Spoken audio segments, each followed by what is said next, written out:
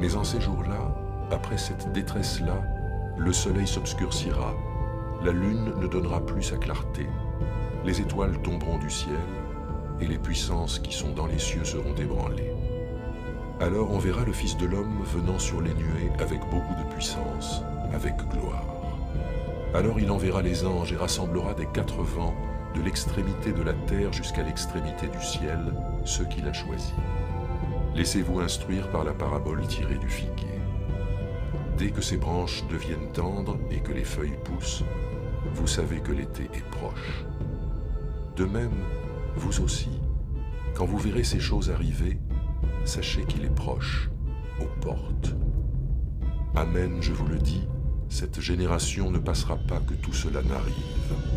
Le ciel et la terre passeront, mais mes paroles ne passeront pas. Pour ce qui est du jour ou de l'heure, personne ne les connaît, pas même les anges dans le ciel, pas même le Fils, mais le Père seul. Au nom d'Allah, le tout miséricordieux, le très miséricordieux. Alif, Lam, Mim, Ra. Voici les versets du livre. Et ce qui t'a été révélé par ton Seigneur est la vérité. Mais la plupart des gens ne croient pas. Allah est celui qui a élevé bien haut les cieux sans piliers visibles. Il s'est établi, Istawa, sur le trône, et a soumis le soleil et la lune, chacun poursuivant sa course vers un terme fixé. Il règle l'ordre de tout et expose en détail les signes afin que vous ayez la certitude de la rencontre de votre Seigneur. Et c'est lui qui a étendu la terre et y a placé montagnes et fleuves. Et de chaque espèce de fruit, il y établit deux éléments de couple. Il fait que la nuit couvre le jour. Voilà bien là des preuves pour des gens qui réfléchissent.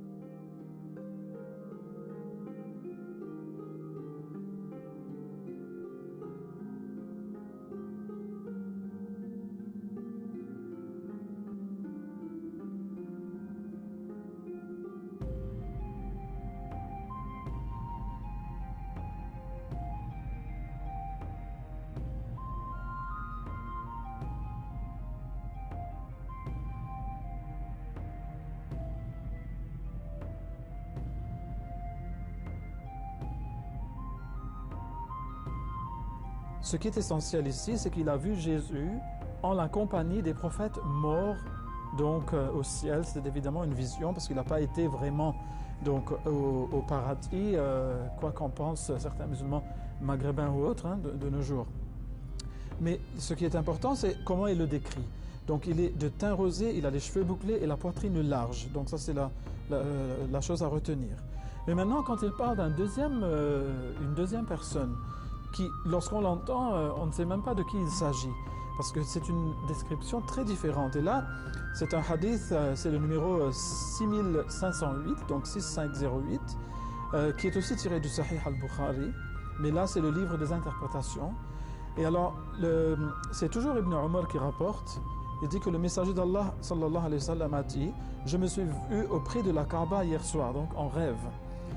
Et j'y ai vu un homme au teint basané, le meilleur que l'on puisse voir parmi les hommes de ce teint, et aux cheveux droits, descendant jusqu'au lobe de ses oreilles, les meilleurs que l'on puisse voir dans ce type de chevelure.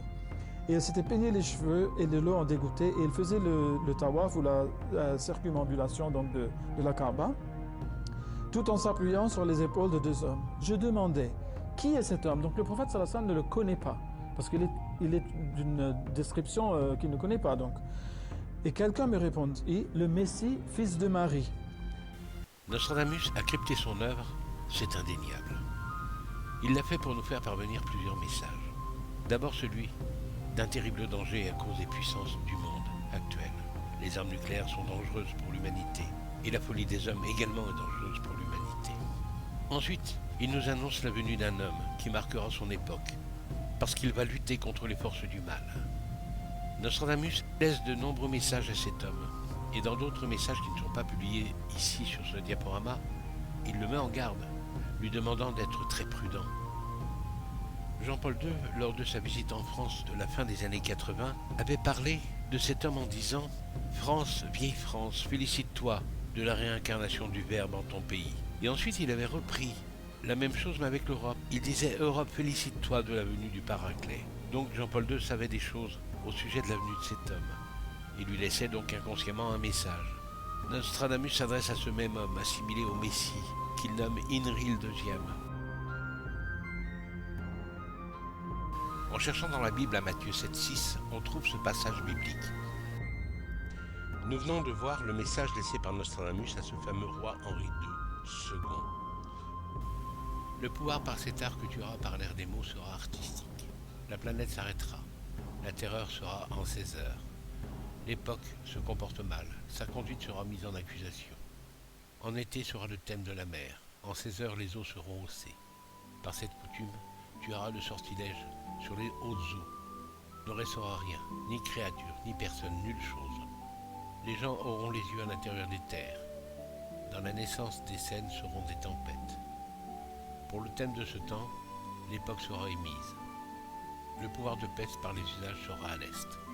Avec tes pouvoirs et paré de l'épée de cet art, l'époque sera arrêtée. La terre en 16 heures sera en terreur. En 2, et l'épée sera ce pouvoir de l'usage qui sera en tête. Le thème du temps sera émis par Mécène. Sera Inri le Très-Haut. Ce pouvoir obtenu sera ignoble et repoussant. Tout brûlera, bien et gens. La haine naîtra, ainsi que les pires angoisses. Par l'inspiration de cet art rougit le pouvoir des scènes faites en mai. Ici même, le Messie aimera. Tu es le premier de cette manière, par cette sorte ici, à savoir cette sagesse. Ayez de moi le mage, vous aurez en mai le Messie. Maintenant l'âme sera mise en mai, tu auras l'aise de la seule issue, de par la connaissance du temps.